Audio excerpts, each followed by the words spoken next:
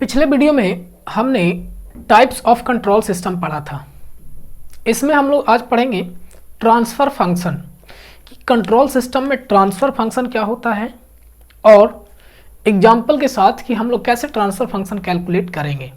तो देखिए, transfer function बोला जाता है कि ratio of Laplace transform of output to the Laplace transform of input with initial condition 0।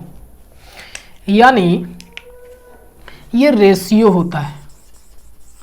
किसका रेशियो होता है? इनपुट का और आउटपुट का। हम लोग मानते हैं आउटपुट कोई सिस्टम होगा जिसका कुछ आउटपुट मिलेगा। क्या मिलेगा? आउटपुट मिलेगा। उसका रेशियो किसके साथ? इनपुट के साथ।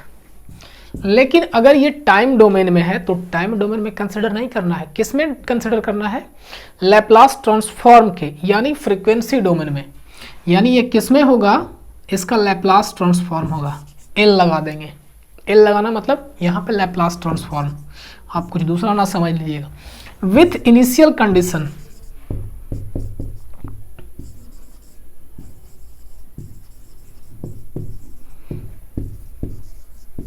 With initial condition 0। ये होता है डेफिनेशन ट्रांसफर फंक्शन की। कोई सिस्टम है उसका अगर आपको ट्रांसफर फंक्शन निकालना है तो ट्रांसफर फंक्शन बोला जाता है कि Laplace transform of output to the Laplace transform of input with initial condition 0। Initial condition 0 कहने का मतलब क्या हुआ? मान लीजिए किसी कैपेसिटर का, कोई सिस्टम में आप कैपेसिटर लगा हुआ है तो कैपेसिटर क्या हो सकता है? पहले से वो चार्ज हो सकता है कि नहीं हो सकता है? बिल्कुल हो सकता है। तो यहीं पे बात किया गया है कि पहले से हमको ये मान करके चलना है कि पहले से वो ना तो चार्ज है और ना ही कोई और इक्विपमेंट है जिसका कोई वैल्यू होगा, यानी पहले से वो क्या होंगे? 0 होंगे। तो ये होता है इनिशियल कंडीशन कहने का मतलब, 0 कहने का मतलब ये होता है। अब ये तो हो गया थ्योरी। एक्चुअल हम लोग कैलकुलेट कैसे करेंगे इस बात को हम लोग समझते हैं एक डिफरेंशियल इक्वेशन से। यानी कोई सिस्टम दे दिया हुआ है, कोई एक सिस्टम है जिसमें कुछ आउटपुट हमको मिलेगा। क्या मिलेगा? आउटपुट। इसका हम नाम क्या दे रहे हैं? नाम आप अपने से दे सकते हैं, ओ टी। अभी टाइम डोमेन में है, ध्यान रखिएगा। आउटपुट है, टाइम डोमेन में है। इनपुट में हम लोग क्या देंगे? इनपुट क्या नाम रख दें? चलिए आई टी। और ये एक सिस्टम है। इस सिस्टम का कोई वैल्यू होगा अपना, कोई इक्वेशन होगा टाइम डोमेन में कि हाँ उस इक्वेशन के अकॉर्डिंग जब आप उसमें इनपुट देते हैं तो चेंज करता है। क्या करता है? चेंज करता है। किसमें?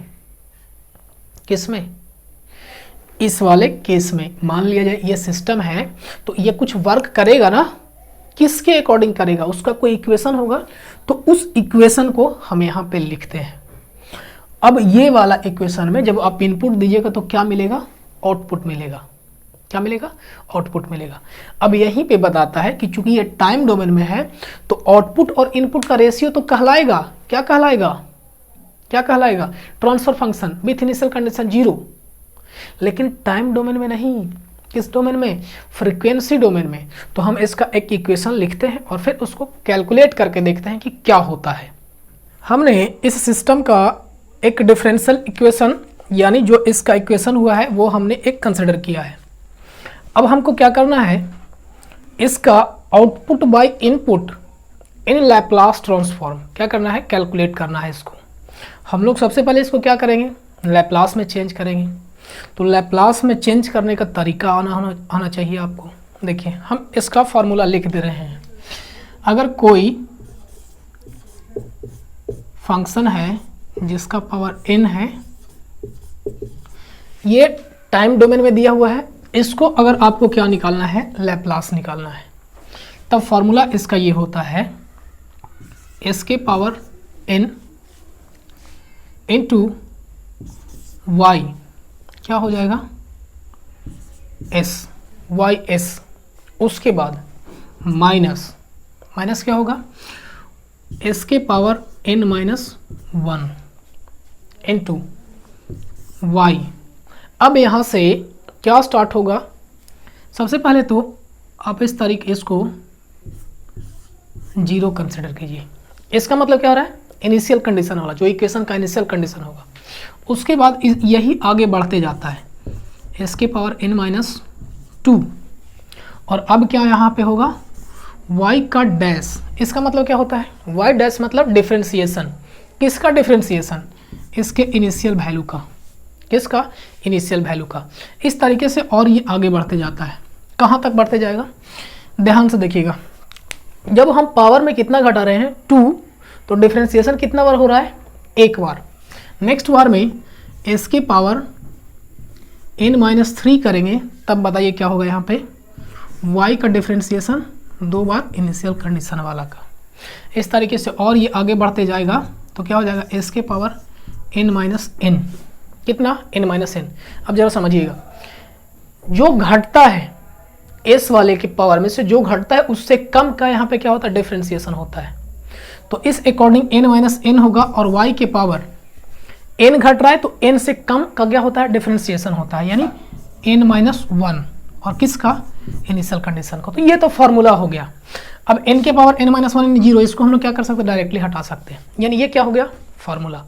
यानी इस वाले को डिफ्रेंशिएट करने का या क्या मिल गया हमको, फार्मूला मिल गया।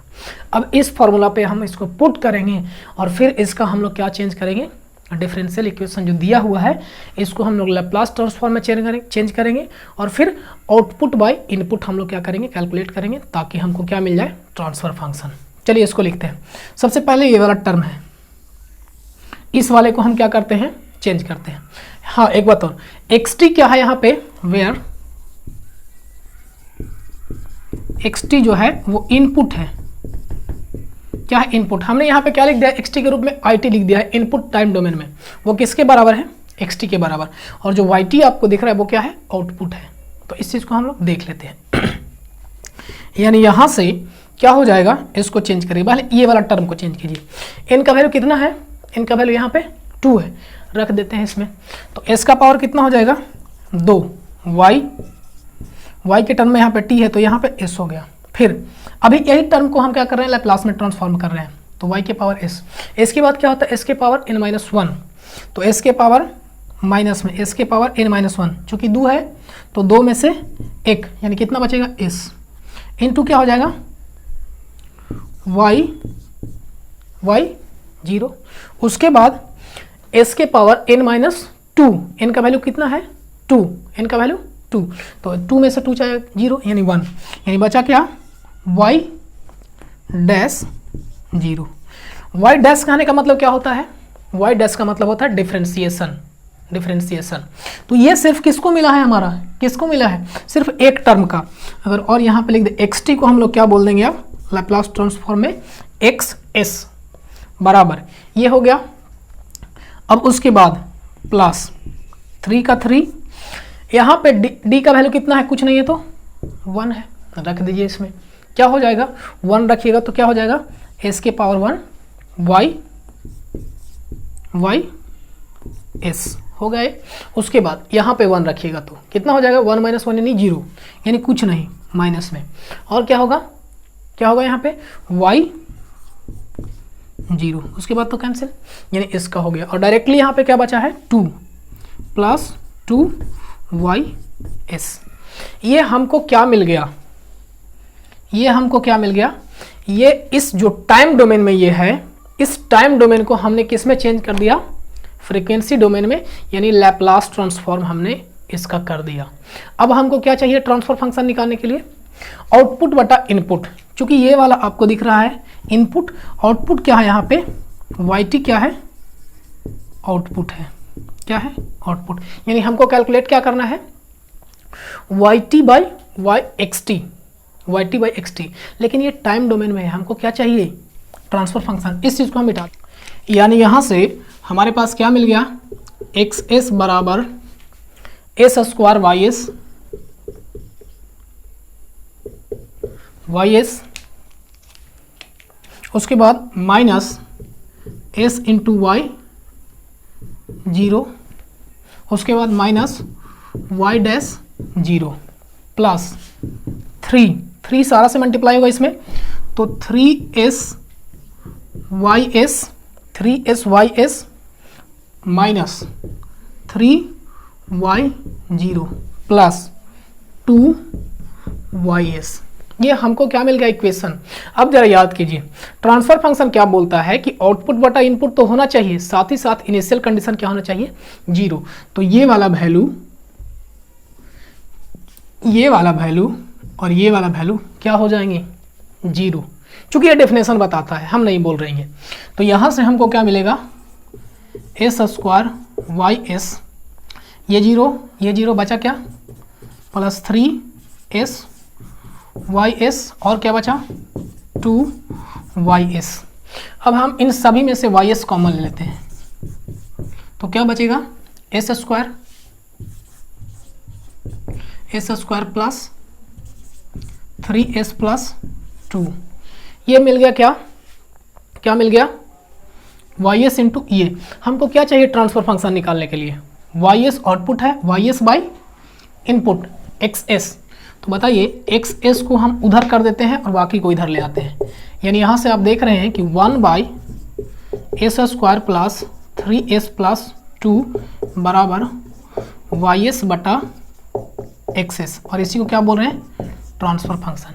यानी हमने ये क्या निकाल लिया, ट्रांसफर फंक्शन। किसका, एक सिस्टम दिया हुआ था जिस ट्रांसफर फंक्शन कैलकुलेट करना था, उसका इक्वेशन दिया हुआ था कि ये सिस्टम जो है इस इक्वेशन के अकॉर्डिंग क्या करेगा, वर्क करेगा, तब उसका ट्रांसफर फंक्शन निकालिए। हमने लैप्लास ट्रांसफॉर्म में पहले चेंज किया, फिर इसको हमने क्या कर दिया, लैप्लास ट्रांसफॉर्म में चेंज करने के बाद इनिशियल कंडीशन हमने 0 किया और फिर y(s) बाई x(s) हमने कैलकुलेट किया, तब जाके हमको ट्रांसफर फंक्शन मिल गया। ये तो इक्वेशन दिया हुआ था तब हमने कैलकुलेट किया। फिर से हम बोल रहे हैं, इस चीज़ को कैलकुलेट करने के लिए लैप्लास ट्रांसफॉर्म आना चाहिए। हमने ये मान करके चला कि आपको लैप्लास ट्रांसफॉर्म आता है, फिर भी हमने वो इक्वेशन लिखा। अब हम एक इसका क्या देखेंगे, एक एग्जाम्पल सर्किट देखेंगे, उस सर्किट को ट्रांसफर फंक्शन कैलकुलेट करना है। तो उम्मीद करते हैं ये चीज़ें आपको समझ में आई होगी, नहीं आई होगी तो एक बार दोबारा इसको वीडियो को रिपीट करके देखिएगा, आ जाएगा पक्का। अब हम आगे क्या करने वाले हैं, एक सर्किट बनाने वाले हैं, उस सर्किट का क्या करना है आपको, ट्रांसफॉर्म यानी ट्रांसफर फंक्शन कैलकुलेट करना है। ये हमने एक सर्किट बनाया है, सर्किट में यहाँ पे R है और यहाँ पे L यानी इंडक्टर लगा हुआ है। अब इसको आपको क्या करना है, ट्रांसफर फंक्शन कैलकुलेट करना है। कंडीशन ये है कि यहाँ से इनपुट दिया जा रहा है V इनपुट, और आउटपुट कहाँ लिया जा रहा है, इस इंडक्टर के अक्रॉस क्या लिया जा रहा है, आउटपुट लिया जा रहा है। तो आपको कैलकुलेट करके बताना है कि इसका ट्रांसफर फंक्शन क्या होगा। ट्रांसफर फंक्शन यानी V आउटपुट बटा V इनपुट, किसमें, लैप्लास ट्रांसफॉर्म में, लेकिन दिया हुआ किस में है, ये टाइम डोमेन में दिया हुआ है। तो आपको हम ये मान करके चल रहे हैं कि आपको KVL आता होगा। सबसे पहले हम इसको क्या करेंगे, टाइम डोमेन में ही V आउटपुट और V इनपुट का वैल्यू कैलकुलेट करेंगे। तो लगाइए इसमें KVL। हमने माना कि इसमें करंट कितना फ्लो हो रहा है, I। क्या करंट फ्लो हो रहा है, I। तो बताइए कि V इनपुट बराबर क्या होगा, इनपुट को चूंकि टाइम डोमेन में रहता है तो हम इसको टाइम लिख रहे हैं, V इनपुट T बराबर यहाँ पे IT into R IT। Voltage drop resistance के अक्रॉस क्या होता है, IR। I को हम लोग टाइम डोमेन में लिख रहे हैं इसलिए IT हमने लिख दिया है और R का R है, प्लस इंडक्टर के अक्रॉस वोल्टेज ड्रॉप कितना होता है, इंडक्टर के अक्रॉस L di/dt। ये चीज़ हम लोग जानते हैं, और चूंकि ये टाइम डोमेन में है तो हमने ये लिख दिया। अब ये क्या मिल गया, फर्स्ट इक्वेशन हम लोग इनपुट मिल गया, यानी V इनपुट बराबर इतना, V आउटपुट बराबर क्या होगा, कहाँ से ले रहे हैं हम लोग, इंडक्टर के अक्रॉस। बताइए क्या होगा वोल्टेज का वैल्यू, अभी तो हमने बताया इंडक्टर के अक्रॉस ये वाला वैल्यू L di/dt। ये किसके अक्रॉस हो गया, आउटपुट का वैल्यू। हमको चाहिए क्या ट्रांसफर फंक्शन निकालने के लिए, V output by V input in Laplace transform. ये टाइम डोमेन में हमको क्या करना पड़ेगा, चेंज करना पड़ेगा इसको, किस में, लैप्लास ट्रांसफॉर्म में। लैप्लास ट्रांसफॉर्म में इसको चेंज करते हैं फर्स्ट इक्वेशन को, VS, चूंकि ये V इनपुट लिखा हुआ है, इसको हम V इनपुट को क्या कर रहे हैं, V input into Laplace transform में इसका क्या हो जाएगा, VS बराबर R कांस्टेंट टर्म है तो R का R, I किस में, आई किस में हो जाएगा, आई एस में, प्लस यहाँ पे चेंज होने वाला डिफ्रेंसिएशन है L D I by D T, और डिफ्रेंसिएशन का क्या होता है, एक एस बाहर आ जाता है। हम ये मान करके चल रहे हैं कि आपको डिफ्रेंसिएशन लैप्लास ट्रांसफॉर्म आता होगा। तो एल इंटू आई एस, ये होता है डिफरेंशियल इक्वेशन का। अभी हमने जो फॉर्मूला आपको बताया उस वाले से भी इसका आप क्या कैलकुलेट कर सकते हैं, क्या कैलकुलेट कर सकते हैं, आप इसका लैप्लास ट्रांसफॉर्म कैलकुलेट कर सकते हैं। पिछला वाला क्वेश्चन में हमने एक लंबा सा फार्मूला बताया, उसमें n का वैल्यू कितना रखें, 1 रख करके आप कैलकुलेट कर सकते हैं। कंडीशन यहाँ पे ये माना हुआ है कि इनिशियल कंडीशन 0 हमने ये मान लिया है, यानी y जो 0 आ रहा था उसका वैल्यू हमने कितना मान लिया है, 0। तो ये क्या मिल गया, इक्वेशन थर्ड। अब दूसरा क्या मिला, भी आउटपुट का क्या होगा, इसका हम लोग कैलकुलेट करते हैं। भी आउटपुट को s हो जाएगा बराबर क्या है बता दीजिए, एस एल आई एस, क्या हो जाएगा इसका, एल का L constant term, D I T by D I T का इस चीज़ का, इस टर्म का डिफरेंशिएशन का इक्वेशन क्या हो जाता है, एस एक बाहर निकल जाता है, एस से मल्टीप्लाई हो जाता है डिफरेंशियल इक्वेशन वाला टर्म में। तो ये चौथा इक्वेशन हो गया। यानी अब हम इसका क्या कर सकते हैं, ट्रांसफर फंक्शन कैलकुलेट कर सकते हैं। भी आउटपुट बाई भी इनपुट बराबर क्या हो जाएगा, लिखिए S L I S by are I S plus S L I S हो जाएगा ये। अब आई एस को आप कॉमन ले सकते हैं इस वाले टर्म में, ऊपर में एस एल बटा आई एस हम कॉमन लेंगे तो क्या बचेगा यहाँ पे, R plus S L, I S से आई एस कैंसिल, यानी S L by R plus S L.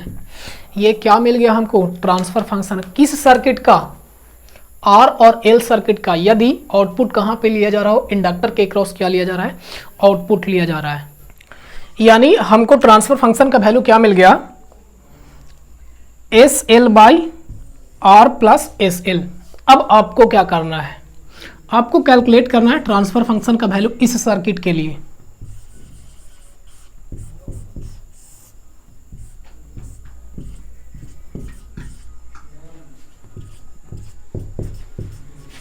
यहां से भी इनपुट दिया जा रहा है और आउटपुट कैपेसिटर के क्रॉस लिया जा रहा है। ये आर है, ये एल है और ये सी है। तो आप इसको कैलकुलेट करके बताइएगा। आंसर आपको क्या करना है, बताना है कि ट्रांसफर फंक्शन का वैल्यू कितना आता है। तो हमने ट्रांसफर फंक्शन बताया, इसमें कुछ न्यूमेरिकल बताया है, आगे और भी डिफरेंट टाइप के न्यूमेरिकल अगले वीडियो में हम बताएंगे ट्रांसफर फंक्शन कैलकुलेट करने के लिए। फिर उसके आगे हम फीडबैक कितने प्रकार के होते हैं और उसका वैल्यू कैलकुलेट करके बताएंगे। ठीक है, इस वीडियो में इतना ही, देखते रहिए, धन्यवाद।